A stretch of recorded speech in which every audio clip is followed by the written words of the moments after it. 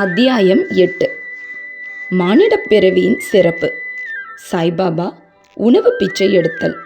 பைஜாபாயின் சேவை. சாய்பாபாவின் படுக்கை. குஷால் சந்திடம் அவருக்கு உள்ள பிரேமை. இப்போது முந்தைய அத்தியாயத்தில் குறிப்பிட்டுள்ளபடியே மனித வாழ்க்கையின் முக்கியத்துவத்தை பற்றி ஹேமந்த் பந்த் பலபட கூறிய பின்பு சாய்பாபா அவரது உணவை எங்கனம் இறந்தார், எவ்வாறு பைஜாபாய் அவருக்கு சேவை செய்தார், எவ்வாறு அவர் மசூதியில் தாத்தையா கோத்தே பாட்டீலுடனும் மகள் சபதியுடனும் உறங்கினார், எவ்வாறு ரெஹத்தாவை சேர்ந்த குஷால் சந்தை விரும்பினார் என்பவைகளை விளக்கிச் சொல்லுகிறார். மானிடப் பிறவியின் சிறப்பு.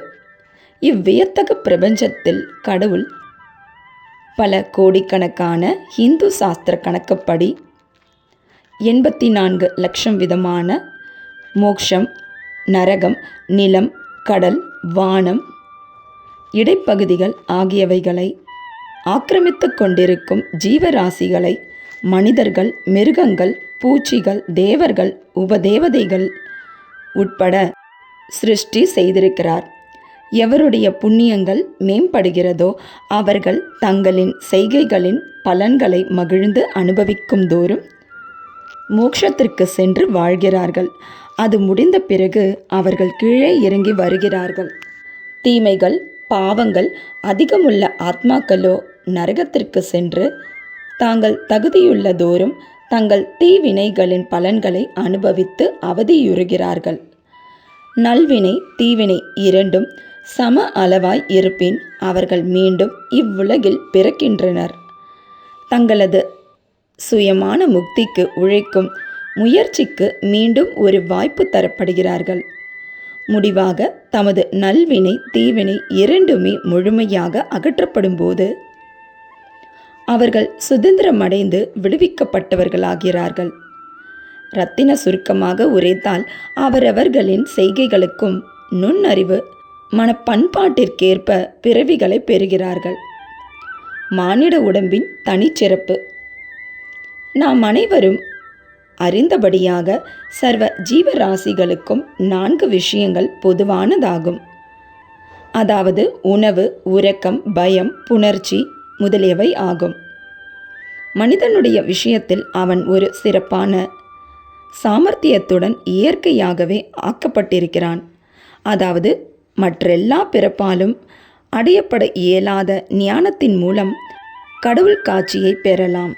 இக்காரணத்திற்காகவே தேவர்கள் மனிதனது உரிமையை, நிலைமையை குறித்து பொறாமைப்படுகிறார்கள். தங்கள் முடிவான விடுதலையை பெறுவதற்காக மானுடர்களாய் பிறப்பதற்கு ஆவல் கொள்கிறார்கள். கேவலமான அழுக்கு, சளி, கோழை, அசுத்தம் இவைகளால் நிரம்பியதும் தேய்வு, நோய், மரணம் ஆகியவற்றுக்கு காரணமாய் உள்ளதுமான இம்மனித உடம்பை விட கேவலமானது எதுவும் இல்லை என்று சிலர் கூறுகின்றனர். இது ஓரளவிற்கு உண்மை என்பதில் ஐயமில்லை. இவ்வாறான குற்றங்குறைகள் இருப்பினும் இம்மனித உடம்பின் சிறப்பான மதிப்பு யாதெனில், ஞானத்தை அடைய மனிதனுக்கு ஆற்றல் இருக்கிறது என்பதேயாம். மனித உடம்பினால் மட்டுமே அல்லது அதன் பொருட்டே அழியக்கூடிய நிலையில்லாத உடம்பின் தன்மையை பற்றியும் இவ்வுலகத்தை பற்றியும் புலன் இன்பங்களின் மீது வெறுப்பையும் நித்திய அனித்திய வஸ்துக்களை பகுத்தறியும் விவேகத்தையும் இங்கனமாக அதன் மூலம் கடவுள் காட்சியையும் ஒருவன் எய்த இயலுகிறது. அதன் அசுத்த தன்மைக்காக நாம் உடம்பை புறக்கணித்தோமானால் கடவுள் காட்சியை பெறும் வாய்ப்பை இழக்கிறோம். அதையே சீராட்டி புலன் இன்பங்களின் பின்னால் ஓடுவோமானால் அது விலை மதிப்பற்றதாகையால் நாம் நரகிடை வீழ்வோம். எனவே நாம் பின்பற்ற வேண்டிய ஒழுங்கான நெறிமுறையானது பின்வருமாறு. உடம்பை புறக்கணிக்கவோ விரும்பி செல்லமாக பராமரிக்கவோ கூடாது. ஆனால் முறையாக பராமரிக்க வேண்டும். குதிரையில் சவாரி செய்யும் ஓர் வழிப்பயணி தான் போகும் இடத்தை அடைந்து வீடு திரும்பும் வரைக்கும் தனது குதிரையை எவ்வாறு பராமரிக்கிறானோ அதையொப்ப இவ்வுடம்பை பராமரிக்க வேண்டும். இவ்வுடம்பு இவ்விதமாக எப்போதும் வாழ்க்கையின் உச்ச உயர் நோக்கமான கடவுள் காட்சி அல்லது ஆத்மானுபூதியை அடையவே உபயோகப்படுத்தப்பட வேண்டும். பல்வேறு ஜீவராசிகளையும் கடவுள் படைத்தார். எனினும் அவைகளில் எதுவும் அவர் தம் வேலையை அறிந்து பாராட்ட இயலாததனால் அவர் திருப்தி அடையவில்லை. எனவே அவர் ஒரு சிறப்பான சாமர்த்தியமுள்ள ஜந்துவாக மனிதனை படைக்க வேண்டியதாயிற்று. ஞானம் என்னும் சிறந்த வரத்தையும் அளித்தார். அவரின் லீலையையும் அற்புதமான வேலையையும் சாதுரியத்தையும் மனிதன் பாராட்ட இயன்றபோது அவர் பெரிதும் மகிழ்ந்து திருப்தி அடைந்தார். ஸ்ரீமத் பாகவதம் 11:9-28. இம்மானிட தேகம் எடுத்தது உண்மையிலேயே நல்ல அதிர்ஷ்டமாகும். அந்தணர் குலத்தில் உதிப்பது அதை காட்டிலும் நற்பேருடையது. அதை காட்டிலும் மிகச் சிறப்பான அதிர்ஷ்டமானது சாய்பாபாவின் பாதங்களில் தஞ்சமடைந்து சரணாகதி அடையும் வாய்ப்பை பெற்றதேயாகும். மனிதனின் முயற்சி. மனித வாழ்க்கை எவ்வளவு அருமையானதென்று உணர்ந்து, மரணம் உறுதி என்று அறிந்து, அது எத்தருணத்திலும் நம்மை பற்றும் என்று அறிந்து, நமது வாழ்க்கையின் குறிக்கோளை எய்த நாம் எப்போதும் விழிப்பாய் இருக்க வேண்டும். சிறிதளவும் காலம் தாழ்த்தக்கூடாது. ஆகையால் நமது குறிக்கோளை அடைய கூடியவரை விரைவாக செயல்பட வேண்டும். அதாவது மனைவியை இழந்தவன் மறுமணம் புரிந்து கொண்டுள்ள மிகுதியான அக்கறை போன்றும், காணாமற் போன தன் மகனை அரசன் சல்லடை போட்டு தேடுவதை போன்றும் இருக்க வேண்டும். எனவே நமது இலக்கை எய்த நம்மிடத்தில் உள்ள முழு ஊக்கத்துடனும் வேகத்துடனும் நாம் பாடுபட வேண்டும். அதாவது தன்னை உணர்தல், நமது சோம்பேறித்தனத்தை அகற்றிவிட்டு தூக்கத்தை கலைந்து அல்லும் பகலும் ஆத்ம ஞானம் செய்தல் வேண்டும். இதை செய்ய நாம் தவறுவோமானால் நம்மை நாமே மிருக நிலைக்கு தாழ்த்தி கொண்டவர்களாவோம். எவ்வாறு செல்வது?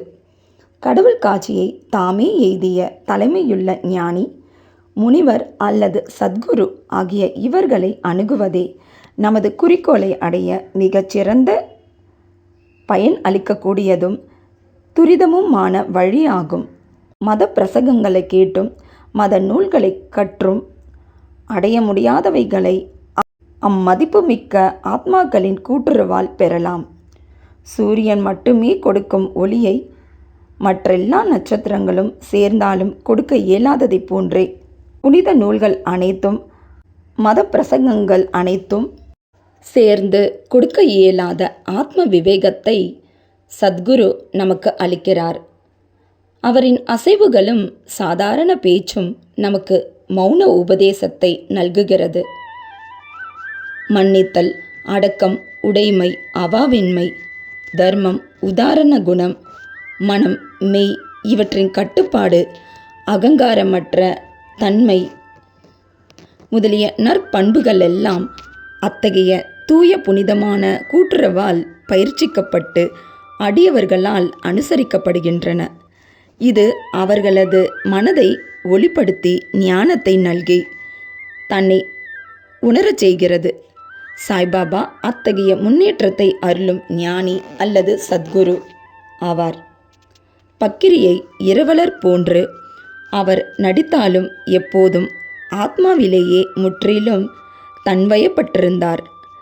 கடவுள் அல்லது தெய்வத்தன்மையை சர்வ ஜீவராசிக்குள்ளும் கண்டு அவைகளை அவர் எப்போதும் அன்பு செய்தார். இன்பங்களால் அவர் உயரவும் இல்லை, துரதிர்ஷ்டங்களால் தாழ்ச்சியுறவும் இல்லை. அரசனும் ஆண்டியும் அவருக்கு ஒன்றே. எவருடைய கடைக்கண் பார்வை பிச்சைக்காரனையும் அரசனாக்க வல்லதோ அவர் ஷிரடியில் வீட்டுக்கு வீடு சென்று உணவை யாசிப்பது வழக்கம். அதை அவர் எப்படி செய்தார் என்பதை தற்போது கவனிப்போம். பாபா உணவை இரத்தல்.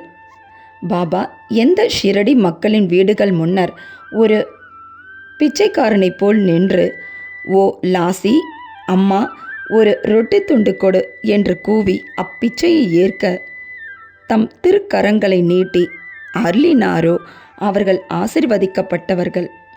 அவர் ஒரு கையில் தகர குவளையும் மற்றொன்றில் சோழி என்ற சதுர துண்டும் வைத்திருந்தார். தினந்தோறும் சில குறிப்பிட்ட வீடுகளுக்கும் ஒரு வீட்டிலிருந்து மற்றொரு வீட்டிற்கும் பிச்சை எடுக்க சென்றார். திரவ ஆகாரமான சூப், காய்கறிகள், பால், மோர் முதலியவற்றை தகர குவளையிலும், சோறு, ரொட்டி முதலிய திடப்பொருட்களை துண்டிலும் வாங்கி கொண்டார். பாபாவுக்கு தம் நாவு மேல் கட்டுப்பாடு உண்டாதலால் அது சுவை அறிவதில்லை. எனவே பல்வேறு பொருட்களை ஒன்று கூட்டிய ருசியை எங்கனம் அவர் பொருட்படுத்த முடியும்? துண்டிலும் தகர குவளையிலும் கொண்டு வரப்பட்ட எல்லா உணவுப் பொருட்களும் ஒன்று கலக்கப்பட்டு பாபாவால் அவர் மனம் நிறைவேதும் வண்ணம் பகிர்ந்து உட்கொள்ளப்பட்டது. சில குறிப்பிட்ட பதார்த்தங்கள் சுவையானவையாகவோ மாறாகவோ இருப்பினும் பாபா தமது நாக்கு முழுதும் சுவையுணர்வே எழுந்துவிட்டதைப் போல கவனிப்பதே இல்லை. பாபா மதியம் வரை பிச்சை எடுத்தார். ஆனால் பிச்சை எடுப்பது மிகவும் நீதி இல்லாதிருந்தது. சில நாட்களில் சில சுற்றுக்களே சென்றார். சில நாட்களில் பகல் 12 மணி வரையும் எடுத்தார். இவ்வாறு சேர்க்கப்பட்ட உணவு ஒரு சட்டியில் கொட்டப்பட்டது. நாய்களும் காக்கைகளும் பூனைகளும் அதிலிருந்து தாராளமாக சாப்பிட்டன. பாபா அவைகளை விரட்டியதே இல்லை. மசூதியை பெருக்கிய பெண்மணி 10 அல்லது 12 ரொட்டி துண்டுகளை தன் வீட்டிற்கு எடுத்து சென்றாள். அவள் அங்கனம் செய்வதை யாரும் தடை செய்யவில்லை. கனவில் கூட பூனைகளையும் நாய்களையும் கடுஞ்சொற்களாலோ ஜாடைகளாலோ விரட்டி அறியாத அவர் எங்கனம் ஏழ்மையான திக்கற்ற மக்களுக்கு உணவை மறுக்க இயலும்? அத்தகைய உயர் குணமுடையவரின் வாழ்க்கை உண்மையிலேயே ஆசிகள் நிரம்ப பெற்றதாகும். ஷிரடி மக்கள் அவரை ஆரம்ப காலத்தில் ஒரு கேனப்பக்கிரியாக கருதினர். இப்பெயராலேயே அவர் அறியப்பட்டார். இறந்த பிச்சையான சில ரொட்டி துண்டுகளை உண்டு வாழ்ந்த அவர் எங்கனம் மதிக்கப்பட்டு மரியாதை செய்யப்பட முடியும்? ஆனால் இந்த பக்கிரியோ உள்ளத்திலும் கையிலும் மிகவும் தாராளமானவராகவும் அவாவற்றவராகவும் தர்ம சிந்தையுடையவராகவும் இருந்தார். ஸ்திரமில்லாதவராயும் இருப்பு கொள்ளாதவராயும் புறத்தில் தோன்றினாலும் அகத்தில் உறுதியுள்ளவராயும் நிதானம் உள்ளவராயும் இருந்தார். அவருடைய வழியோ அறிவு கெட்டாதது. எனினும் அச்சிறு கிராமத்தில் கூட அன்பும் ஆசீர்வாதமும் உள்ள சிலர் பாபாவை பரமாத்மா என்றே உணர்ந்து மதித்தனர். அப்படிப்பட்ட ஒரு நிகழ்ச்சி கீழே தரப்பட்டுள்ளது. பைஜாபாயின் உன்னத சேவை. தாத்தையா கோத்தே பாட்டீலின் தாயார் பைஜாபாய் ஆவார். அவர் தினந்தோறும் மதியம் ரொட்டியும் காய்கறிகளும் அடங்கிய கூடையை தன் தலையில் வைத்துக்கொண்டு காடுகளுக்கு போவது வழக்கம். புதர் பூண்டுகளில் பல மைல் கணக்கில் அவ்வம்மையார் அலைந்து திரிந்து கேனப்பக்கிரியை கண்டுபிடித்து அவர் பாதத்தில் விழுந்து அடக்கமாகவும் அசைவில்லாமலும் தியானத்தில் அமர்ந்திருக்கும் அவர் முன்னர் இலையை விரித்து ரொட்டி, காய்கறிகள், மற்ற உணவுப் பொருட்கள் முதலியவற்றை அதன் மேல் வைத்து அவரை பலவந்தமாக உண்பித்தார். பைஜாபாயின் நம்பிக்கையும் சேவையும் வியக்கத்தக்கதாகும். ஒவ்வொரு நாளும் அவர் காட்டில் மதிய வேளைகளில் அலைந்து திரிந்து உணவை உண்ணும்படி பாபாவை வற்புறுத்தினார். அவருடைய சேவை, உபாசனை, தவம் என்று எவ்வித பெயரிட்டு அதை நாம் அழைத்தாலும் இறுதி மூச்சு வரையிலும் பாபா அதனை மறக்கவில்லை. அவர் செய்த சேவையை முழுமையும் ஞாபகத்தில் கொண்ட பாபா அவரது மகனுக்கு அபாரமான அளவிற்கு உதவி செய்தார். தாய்க்கும் மகனுக்கும் அவர்களது கடவுளான பக்கிரியின் மீது பெரும் அளவிற்கு நம்பிக்கை இருந்தது. பாபா அவர்களிடம் அடிக்கடி ஆண்டித்தனமே உண்மையான பிரபுத்தன்மையாகும், ஏனெனில் அது எப்போதும் நிலைத்திருக்கிறது. புகழ்பெற்ற பிரபுத்தனமெல்லாம் செல்வமெல்லாம் நிலையற்றவை. என்று கூறுவார். சில ஆண்டுகளுக்கு பின்னால் பாபா காட்டுக்கு போவதை விட்டுவிட்டு கிராமத்தில் வசிக்கத் தொடங்கினார். தமது உணவை மசூதியிலேயே உட்கொள்ளத் தொடங்கினார். அதிலிருந்து பாய்ஜாபாயின் காடுகளில் சுற்றி அலையும் தொந்தரவுகள் முற்று பெற்றன. மூவரின் படுக்கையிடம். எவர்களின் உள்ளத்தில் வாசுதேவர் உரைகிறாரோ அந்த ஞானிகள் எப்போதும் ஆசிர்வதிக்கப்பட்டவர்கள். அத்தகைய ஞானிகளின் கூட்டுறவை பெறும் அதிர்ஷ்டமுடைய பக்தர்கள் ஆசிர்வதிக்கப்பட்டவர்கள். தாத்தையா கோத்தே பாட்டில் பகத் மகள் சபதி என்ற அத்தகையதான இரு அதிர்ஷ்டசாலிகள் சாய்பாபாவின் கூட்டுறவை சமமாக பங்கிட்டு கொண்டனர். பாபாவும் அவர்கள் இருவரையும் சமமாக நேசித்தார். இம்மூவரும் தங்கள் தலைகள் கிழக்கு மேற்கு வடக்கு நோக்கி இருக்கும்படியும் தங்கள் கால்கள் எல்லாம் சந்திக்கும்படியும் மசூதியில் தூங்கினர். தங்களது படுக்கையை விரித்து அதன் மீது படுத்துக்கொண்டு பல விஷயங்களை பற்றி அரட்டை அடித்துக்கொண்டும் வம்பு பேசிக்கொண்டும் நள்ளிரவு நெடுநேரம் வரை படுத்திருப்பர். அவர்களுள் யாருக்காவது தூக்க அடையாளம் தென்பட்டால் மற்றவர்கள் அவரை எழுப்பிவிட வேண்டும். உதாரணமாக தாத்தையா குரட்டை விடத் தொடங்கினால் பாபா உடனே எழுந்திருந்து பக்கவாட்டில் அவரை அசைத்து தலையை அழுத்தியும், மகள் சபதி அவ்வாறு தூங்கினால் அவரை நெருங்கி கட்டி அணைத்தும் அவரது முதுகை பிடித்துவிட்டும் கால்களை உதைத்தும் எழுப்பி விடுவார். இவ்விதமாக 14 முழு ஆண்டுகளும் பாபாவின் மீதுள்ள அன்பால் தனது வீட்டிலுள்ள பெற்றோரை விட்டுவிட்டு தாத்தையா மசூதியில் தூங்கினார். எத்துணை மகிழ்ச்சியும் மறக்க இயலாததுமான அத்தகைய நாட்கள். அவ்வன்பை எவ்வாறு அளப்பது? பாபாவின் ஆசையை எங்கனம் மதிப்பிடுவது? தனது தந்தை காலமானதும் தாத்தையா குடும்ப பொறுப்பை ஏற்றார். பின்பு தமது வீட்டிலேயே தூங்க ஆரம்பித்தார். ரஹத்தாவை சேர்ந்த குஷால் சந்த், ஷிரடியை சேர்ந்த கணபத் கோத்தே பாட்டீலை பாபா விரும்பினார்.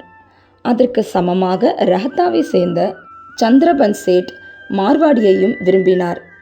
இந்த சேட் காலமான பின்பு சகோதரர் புத்திரனான குஷால் சந்தை அதற்கு சமமாக அல்லது அதற்கு அதிகமாகவே கூட அன்பு செலுத்தி அல்லும் பகலும் அவர் நலத்தில் கண்ணாய் இருந்தார். சில சமயங்களில் மாட்டு வண்டியிலோ அல்லது குதிரை வண்டியிலோ டோங்கா நண்பர்களுடன் பாபா ரஹத்தாவிற்கு செல்வார்.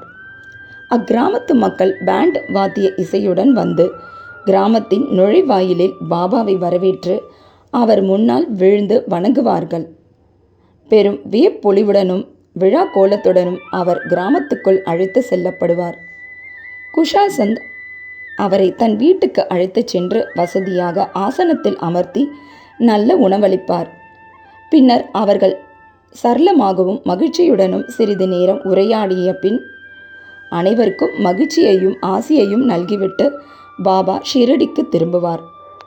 தெற்கே ரஹத்தாவுக்கும் வடக்கே நீம்காவனுக்கும் இடையே சரியான மையப்பகுதியில் ஷிரடி அமைந்துள்ளது. இந்த இடங்களுக்கு அப்பால் பாபா தமது வாழ்நாளில் சென்றதில்லை. அவர் எவ்வித ரயில் வண்டியையும் பார்த்ததோ பிரயாணம் செய்ததோ கிடையாது. எனினும் எல்லா வண்டிகள் வரும் புறப்படும் நேரங்கள் எல்லாம் மிக சரியாகவே பாபாவுக்கு தெரியும். தாங்கள் பாபாவிடம் விடைபெற்று கொண்ட போது அவரின் அறிவுரைகளின்படி நடந்தவர்கள் நன்மை அடைந்தனர். அதை மதிக்காதவர்கள் பலவித துர்ச்சம்பவங்களுக்கும் விபத்திற்கும் உள்ளானார்கள். இதை பற்றியும் இன்னும் பல நிகழ்ச்சிகள் குறித்தும் அடுத்த அத்தியாயத்தில் காண்போம். குறிப்பு: இவ்வத்தியாயத்தின் முடிவில் கொடுக்கப்பட்ட நிகழ்ச்சி குஷால் சந்த் மீது பாபா செலுத்திய அன்பையும், அவர் ஒரு நாள் மாலை காக்கா சாஹிப் தீக்ஷித்தை ரஹத்தாவுக்கு சென்று குஷால் சந்தை அழைத்து வரும்படி கூறியதும், அத்தருணத்திலேயே குஷால் சந்தின் மதிய தூக்கத்தில் கனவில் தோன்றி ஷிரடிக்கு வரும்படி கூறியதும் இங்கு விவரிக்கப்படவில்லை. காரணம், பின்வரும் 30ஆம் அத்தியாயத்தில் அது விவரிக்கப்பட்டிருக்கிறது. ஸ்ரீ சாயியை பணிக. அனைவருக்கும் சாந்தி நிலவட்டும்.